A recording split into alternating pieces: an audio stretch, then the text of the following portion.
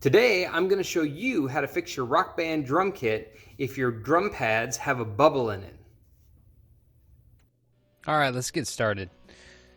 So one of the problems with the Rockband Beatles drum kit is over time the glue underneath the pad comes loose and you get these waves and bubbles in the heads of the drums. So I was able to fix one previously. The red one was really bad, and I've got that thing just flat as a pancake. It's really great. The response feels like brand new. It's really good. So that's what we're going to do today. So to disassemble, you're only going to need a screwdriver and maybe a small set of pliers. Those are totally optional. And you can start by popping the drum head off. Now there's 4 rubber grommets on the bottom, so you're going to want to poke those things through carefully. So you don't want to damage them, but you can poke them through with a screwdriver. I tried it with my thumb, didn't really work so well. So just get a screwdriver in there and they should just pop right through.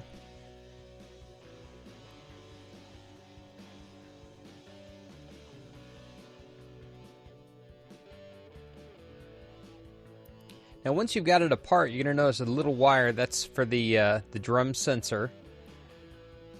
So this is where the pliers come in handy. If you can get a small set of pliers in there, you can grab hold of the plug and pull it out. Don't just try to yank it by the wires. You don't want to damage that plug in any way. It's pretty small and slightly delicate. So once you got it apart, there's going to be 6 screws around the bottom that's going to take the trim ring piece off.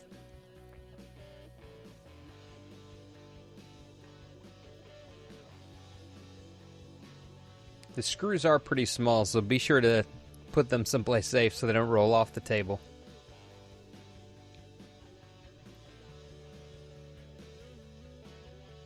And there we have the pad. It's a little hard to see, but there is quite a big bubble on this. So it comes apart pretty easy. At this point, the glue is usually pretty shot, so it just peels right off. Now you've really got 2 options here. You can just use new glue over top of the old glue. I personally don't think that's a good option. If the glue failed already, there's no telling how much longer a set of glue over top of that is going to last. So I did go through the trouble for both heads of removing all the glue. Now this is a pain. I sped it up because it took me 20 minutes to do this. You can see I tried a couple different techniques. I tried sticking papers to it. Peeling the glue, that didn't work. I tried cardboard, that didn't work. The only thing that really worked was just pinching and pulling with my fingers. Eventually my hands cramped up so bad, I did get the small pliers I had earlier out and start peeling it that way. It's tedious for sure, but it feels like the best option. You're not going to leave any bumps or things underneath the pad when you stick it back down, so you just have a nice clean surface to start with. And it is just felt that glue is stuck to, so you can kind of grab onto it a little bit. Losing a little bit of that felt's not the end of the world.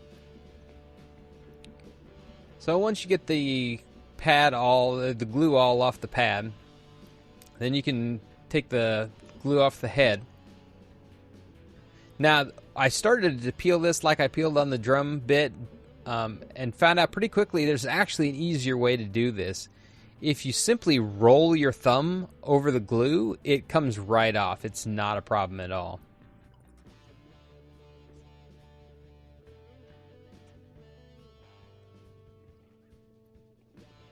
Now that we've got a good clean surface to work with, I went out in the garage. You're going to want to go to a really well ventilated area because we're going to use a spray adhesive. Now the spray adhesive from 3M is the best that I found for doing this. It's a high strength, quick dry adhesive. Works really good. I've tried rubber cement, like an Elmer's rubber cement in the past. That did not work at all. I do not recommend trying that. It deformed the rubber of the pad and it didn't stick at all. It was terrible. So this 3M stuff is great. I'll put a link in the description where to find that.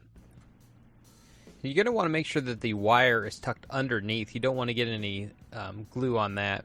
And also resist the temptation to mask the outside of this. You can mask it off with some tape, but it's really not necessary. And you'll see why later.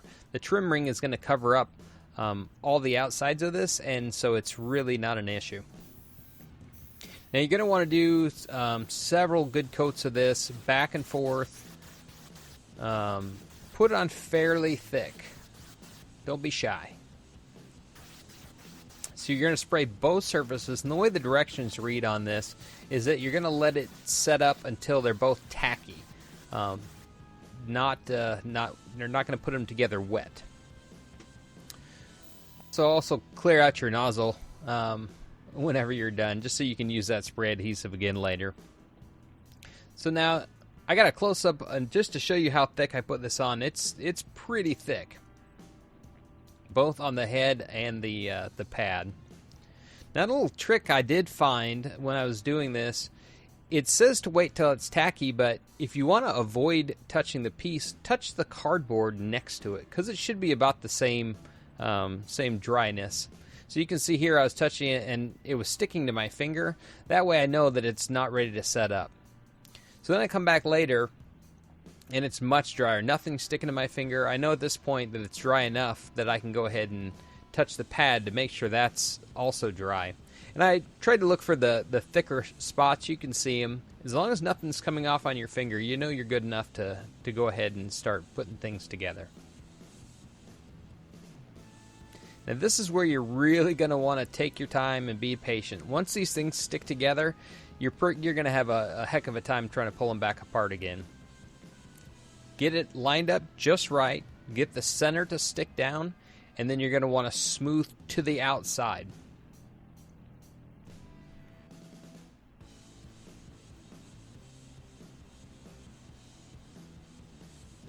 And once you've got it all smoothed down, I found the best way to do this is to put some weight on it and really let it set up and dry for a few hours before you try to use it. So I had a bunch of sockets laying around. This was a pretty good way to do it. All the sockets are about the same height there. So I went ahead and arranged them kind of uniformly on the back side of this on a nice flat surface. So I've got it on the countertop. And then once they're all in place, I put just a heavy toolbox. You could really put anything you want on top of it. Anything with some weight, a cinder block, just anything you can find that's heavy and is going to weight this thing down.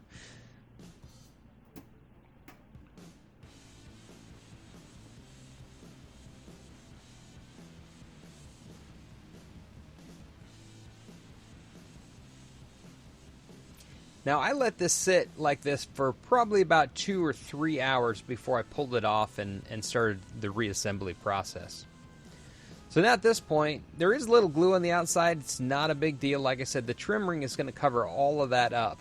So you're just going to want to go ahead and put the trim ring back in place. All of those 6 screws are going to go right back in. Just get them all lined up.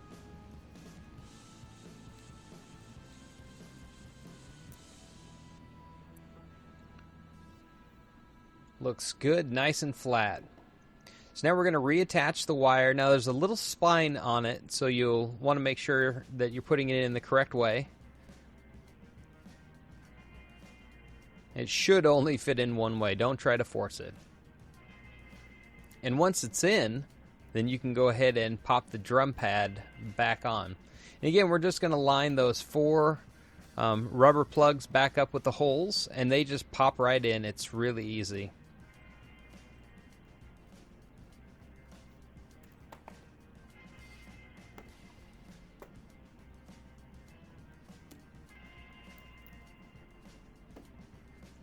And once that's done, you can go ahead and reassemble all the drums and the rest of the drums, and you've got it done. That's all there is to it. Nice and flat. It'll work like a charm now. Feel like a brand new drum head. All right, guys, that's it. That's all it takes to fix your Rockband drum kit.